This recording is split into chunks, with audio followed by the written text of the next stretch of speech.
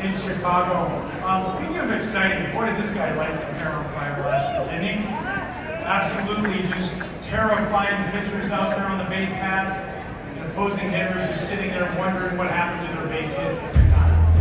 This guy, we knew about the talent. He came in a big trade for Javi Baez, and we knew that it was inside, and all of a sudden it broke out in a big way.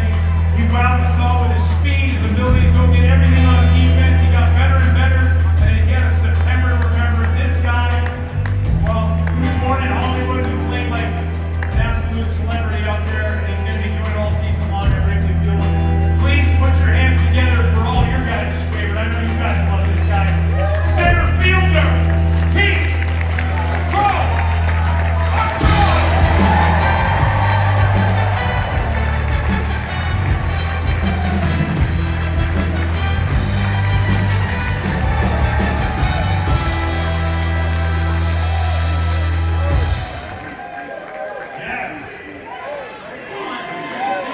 Good to see you too.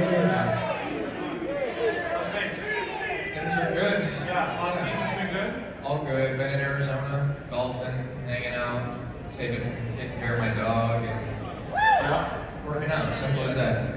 You actually like the cold weather, because I know this because you came back for the Winter Classic. That's right. Yeah, I can stand it. You and Bushy sitting on the glass? How about that? Yeah. Third period action wasn't the closest game, but Oh. yeah, that was special. I never thought I'd get to do anything like that ever. So, big thanks to the Hawks for setting that up. Yeah. Yeah, that was a lot of fun.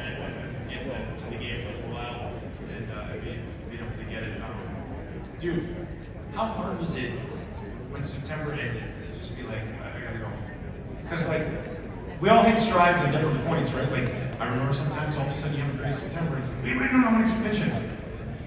Your September was amazing last year. You absolutely electrified us. The hunger that must have provided going into the winter, that'd be pretty special. Yeah, that's a really interesting point you actually make there. I didn't really think about it that way. I think at the end of every season, I'm always kind of like, I had a little bit more that I probably wanted to do. But I think the hardest part was going to the off season, knowing that I maybe needed a little bit more rest because I played a little bit more than I ever had. So having to like take an entire real month off of anything baseball, and a month and some change probably too.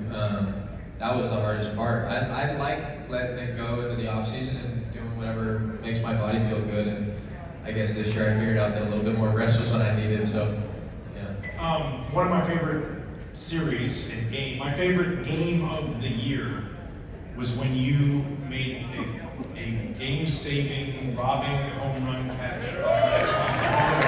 When we watched this, I was in the booth with Boo when you did this. That poor guy wanted that ball so bad.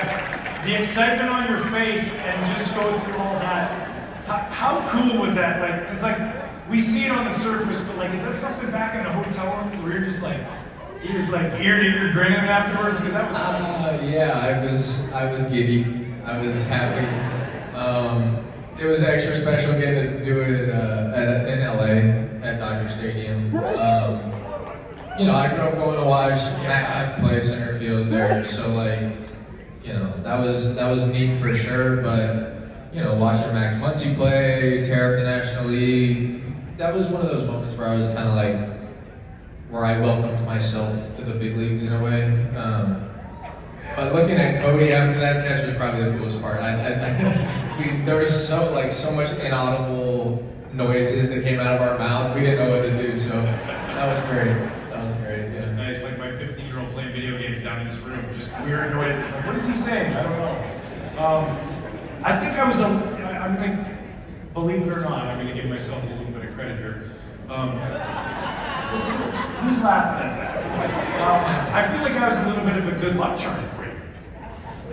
I feel like I was a little bit of a Pete Crow-Armstrong good luck charm because I was on that trip doing those games, and I was also calling the games. JD was taking a couple days off. I was helping out, and I was with Boog, and you at Miami hit an inside the park home run. Yep. And I was on that call. And there's like inside the buckle runs where dudes trip, you know, like and fall and like they run into somebody. This guy just missed the ball and had to go back 3 steps to get it. And you're kicking helmets and Willie Harris's arms falling off, running around bases. What did he do? I would argue to say I don't think you've ever run faster on a baseball field than that right there. Probably never. No, that took me 4 innings to recover from too. And I'm 22. I should be built for that kind of thing, but I clearly wasn't. Yeah, Willie was yelling at me pretty good there, but I guess you just bring the excitement with you wherever you go, because those are 2 more exciting things I like this year. No doubt. Last year too, just like, you know, like as young guys, we have expectations of ourselves and what we want, and then there's expectations outside, right? Like what people see, and you're a top prospect and all these kind of things, and you come over and trade for hobby buys, and you have to deal with those things whether we want to or not. People say, "Oh, don't read the paper." Well, I know the questions they're asking, so it's obviously, and then to kind of just get to that point where did it click for you, even though we still got a long way to go, but just in last year where you're like, I belong here. I know I belong here right now. I don't know. I feel like it was like a bunch of little moments that would kind of happen here and there. You know, I was talking about it earlier with somebody back there. Like my second hit of the year, my second career hit, the one after the homer. It was right when we went to Fenway. It was my first hit of that weekend. It was like a jam off my hands, a little bloop knock into right center field, and I was kind of like, all right, well, I got the bloop out the way. You know, I thought the home run was a fluke in a sense. Like, I didn't want that to be the way I introduced myself to the big leagues, whatever.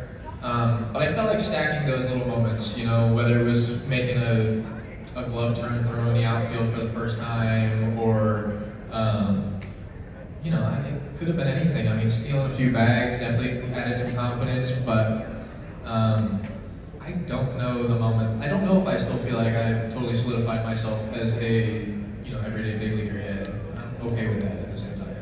That is awesome. That is a really good way to think. That's really awesome. I know that you might not necessarily say you don't feel that way just yet, but you're playing like it. How much fun are you having out there? A whole lot, yeah. Yeah. It's infectious, by the way, because like I'm hooting and hollering in the booth, I'm yelling yes and like stepping on Boog's words. Like I'm not supposed to do that, but it's like I crashed a Saudi Princess FinTech party in the hotel lobby after you caught that ball. I'm like, who's going out? Let's go out, you know? Like, I wasn't invited to that. I tried. You guys were all busy. Apparently there was a mean Call of Duty game going, and I wasn't invited. So I was just laying in bed, smiling like you said after that game. Yeah, it's so much fun, isn't it? It really is truly a blessing to be able to do this and play it like that. Like play with your hair on fire, have that energy and that passion. Yeah, and it's even greater having the freedom to do that from the guys in your clubhouse, top down, council to Porter Hodge, whoever, you know. Like I felt like I was really allowed to be myself last year and encouraged to do so too. And I think that it took me a second to actually understand that, but everyone had my back and made it easy for me to have fun. I thank you. But no, like getting used to playing next to Ian and Cody, like that was special, and I ended up having the most fun. Oh, that's so incredible. I was going to ask you, what kind of new drip can we expect? But clearly, I don't need to ask. You're showing up tonight. Fashion. I know this is something that you love. Even like as simple as it can be, you wear a lot of different, you know, outfits. You currently have carte blanche at Big League. You know, is that something that you've always been into?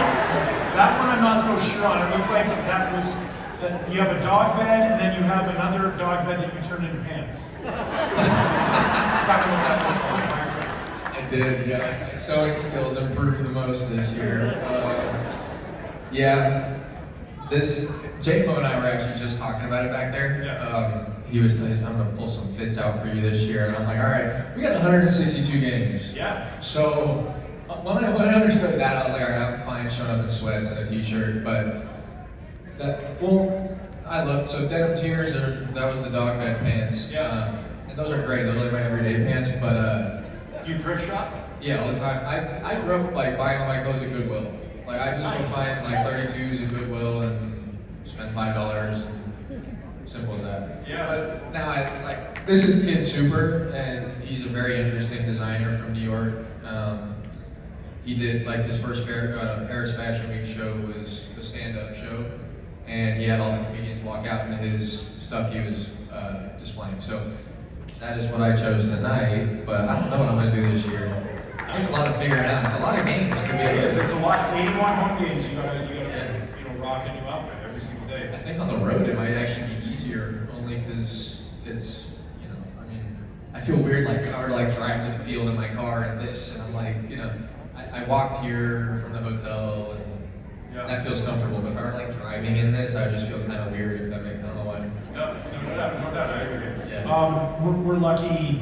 I'm lucky to be here from the players before me, right? Like that's how it all evolves, right? Like we earn our respect from the players before us, and then we become young guys and we make our way, and the people before us. You had a chance last night as the Cubs were unveiling those sick. Like wear one of those to the party. Even on a day you're not supposed to be wearing it. Those new alternate jerseys, the City Connect Blues ones that are really awesome.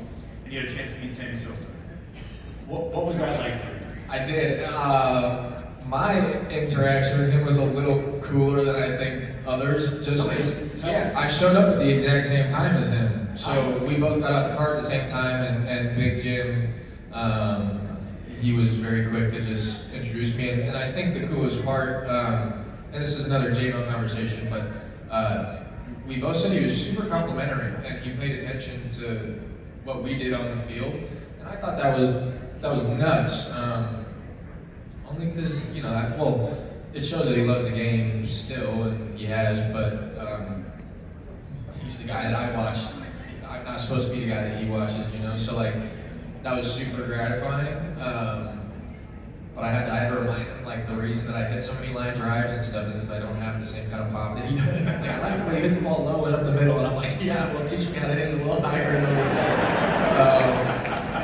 But yeah, like you said, I'm only here because of guys like that and the rest that did it before me. But I'm glad to have him back for sure, and I'm glad I could be a part of his time here.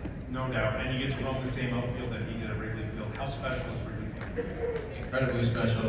I don't think there was one day where it felt I don't think there was one day that felt the same. I think the only thing that's the same about Wrigley is your walk up onto the field through the tunnel and up the steps, because that's before you see anything. But it is something special that I hope a lot of you would get to experience at some point is when you reach the top step out of the dugout and you see all you guys in the bleachers and all the different colors and just sounds and everything. I don't think it ever gets old.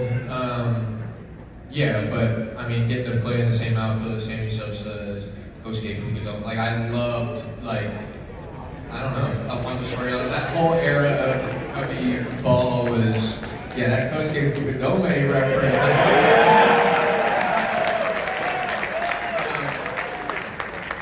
But, I mean, special. Yeah. I know one thing is veteran players, when our time is done and over with, all we want is the next generation to keep playing the game hard and respect it, and you do that day in and day out. And we're all thankful. Keep it up. Keep it going. Have a great year. Good luck.